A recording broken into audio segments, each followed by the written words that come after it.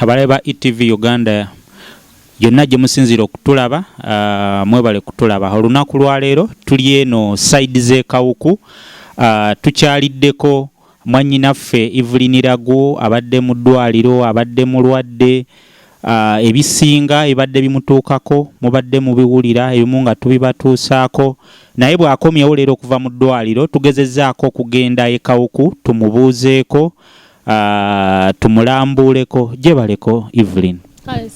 Bigenda bitya? Mpolampola. Kuliko obulwadde. Katonda mulungi. Owulira otya kati? Kati mpulira bulungiko. Just man gets enough now. Nokusa kuchanta wanyamu katini. Nga katukusabire inshallah Mukama Katonda akusobozese. Kakati abasawo bagambye eki? Abasawo banzijanjabye. Ensonga lwaki kati wendi nkomyewo ne waka nga ndi bulungi banzijanjabye beebale nnyo. Nja kuddayo ko kucheka balabo banteredde ddala. Abantu abasinga bagamba nti amalwaliro ga gavumenti tegajjanjaba bulungi ne gwe obadde Kiruddu. Embeera eri etya? Nze wembadde babadde balungi. Badde bandabirira bulungi kyenyinza okugamba kuba olunaku badde bampeeza ba doctors nga 10. Ate bali abasawo ddala si nti n'abaana bato abayiga. Naye olabye ddala ba doctors. So kwegamba gwe endabira gye bakulabiridde amalwaliro gaffe oba eddwaliro lyaffe ery'Ekiruddu oliwadde credit? Nze linkozeko bulungi siyinza kugamba nti linkozeko bubi. Banzijanjabye, that's why nkomyewo nga ndi mulamu. In fact nange nali siryagala kuba ne bwobuuza bakwano bange bentera obeera nabo ambeera mbagamba bannange naye gubeeranga mutwe munnyambe temunkyamyangawo naye ate navuddeyo nga nina perspective ndala omanyi kyenayize oba tonnatuuka wantu oba nga tonnaba si kirungi kulowooleza kintu kyotamanyi oba kugenda n'abalala kye boogera oba ne kye boogera kirungi ne bwetuukira kuba navuddeyo ne perspective ndala nnyo nga ngamba in fact I'm going to make it my hospital kuba nze I was just referred there nali mu ddwaliro ddala ne baŋŋamba nyina okugenda okuba wewaali ekyuma ekisobola okunnyamba wewaali ekyuma ekyalo kisobola okunnyamba so bwe natuukawo in fact n'ekyuma tebakintaddeko ate basobodde okunzijanjaba nembeera nga ndi bulungi so navuddeyo nga ate Kiruddu mutwala bulala nnyo kubanga bina kumanyi buli agenda ferayo banteekayo ne ŋŋamba baganda bange namwe mumpaddeyo ente nga mbagamba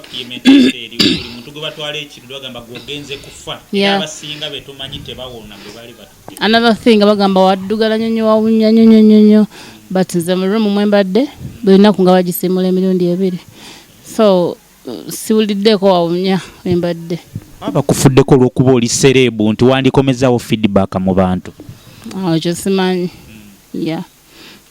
naye nga sisanzeeyo buzibu bwonna. Bantu ki abakubeereddewoko mu process eno ey'obulwadde? Omanyi mu bulwadde bw'olabira mikwano gyo baani abo b'oyinza okwogera n'ogamba mu butuufu gundi ne gundi mwebale nnyo? Abantu bo bangi ddala kuba mu kitabo kyaffe mweramu abantu 13 ate nga abamu tetwabawandiika sisobola kwogera nti kinoomu but kubanga waliwo gwenja kulekayo atanyiige. Bantu bo bangi waliwo abantu abali mu diaspora waliwo abazze nga oli azze kundaba avudde Amsterdam nze sigendangako Amsterdam but emirimu gyange ndoza gibatuukako. Abayimbi bannange bangi so abamalayo babazanyi ba film ba comedians abannamawulire ba bloggers ba fans bangi nnyo bambi bandaze omukwano simanyi nababadiza. Okubeerako mu ddwaliro kiki kyoyizeeyo oba like n'ogamba mu butuufu kino bwe naaba nzizeeyo nga Katonda ampadde omukisa omulala nina okukyusaamu mu kino ku bulamu bwange?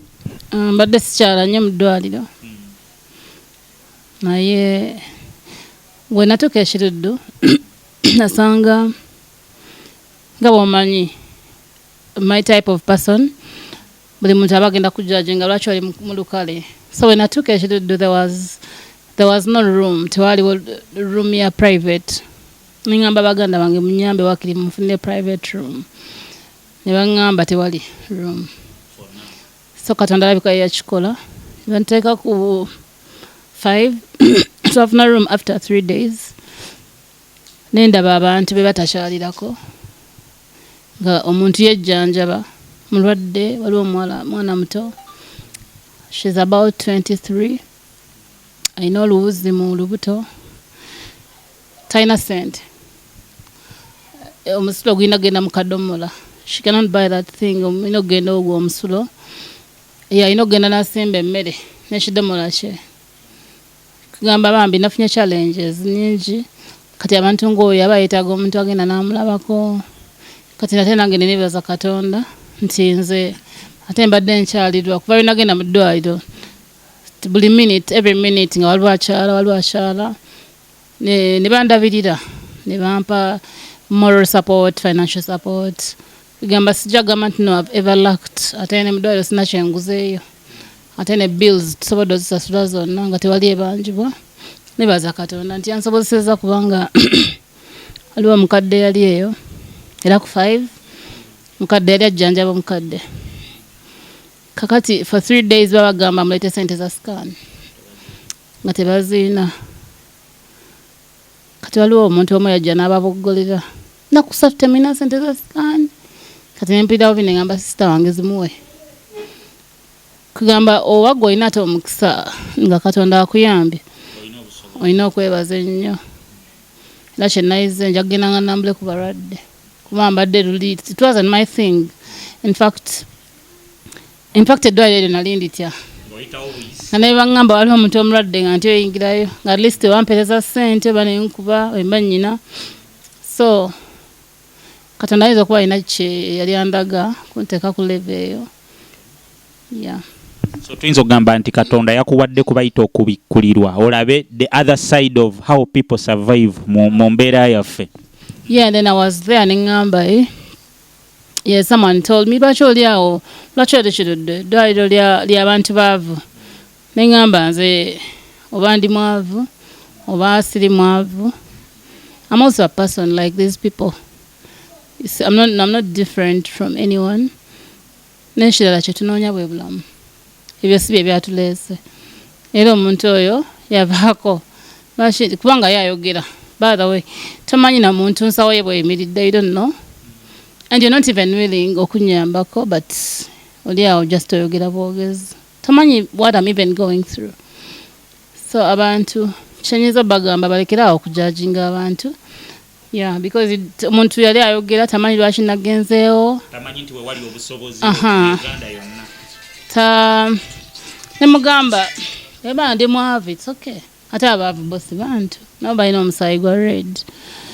Ekikulu kyenazza okukimawo nze nkimanyi. So ng'oggyeko endabira gye bakulabiriddemu like badokita bakufuddeko, biki bye walabye mu ddwaliro lyaffe eyo by'olowooza nti birina okukyukamu? Mu ddwaliro birina okukyukamu.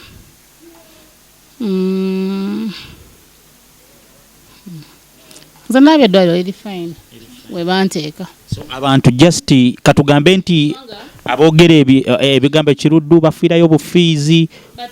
Any hospital abantu bafiirayo. Ne bogamba nti no Evelyn batuma flying katikati London nga ndi wakufiira mu era nsobola okufa. Omuntu asobola okufiira buli wamu kyogamba mu n'abantu abali London tebafa. And then bagamba mu Kiruddu abantu bafa tewali ddwaliro abantu batafa. Neshala abantu abatisenya abantu ku casualty. Buli ddwaliro oba otuuka abantu batuukira.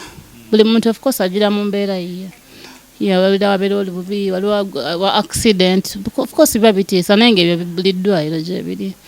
So I think Kiruddu kyayika baamukyusa. Kubanze kye nabadde ndowooza nange nasanze birala nnyo. Alright, katwale omukisa guno okwebaza bonna abakulu ababaddewo abakoze ku sister waffe Evelyn Lagu n'asobola okubanga atereera.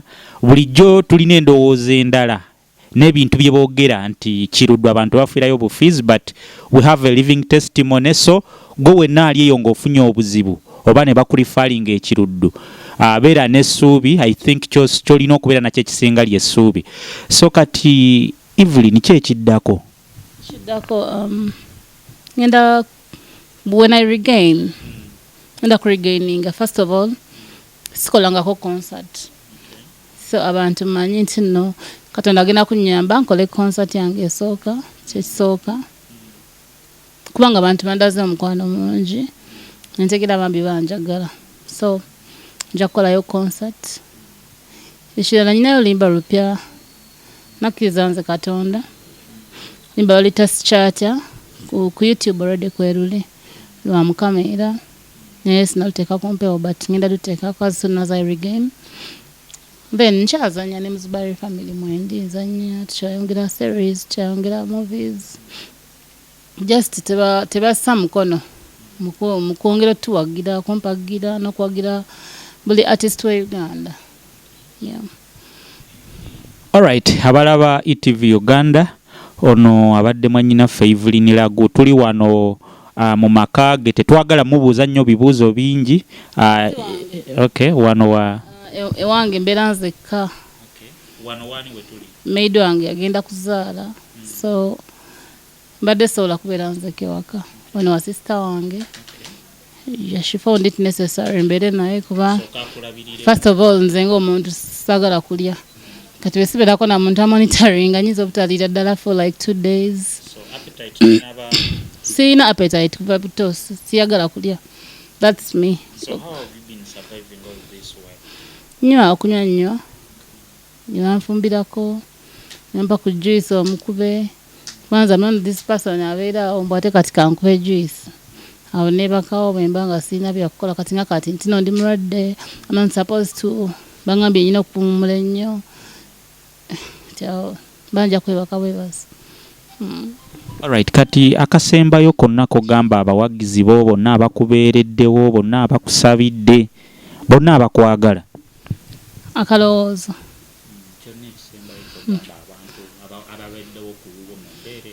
Okusooka neebaza Katonda.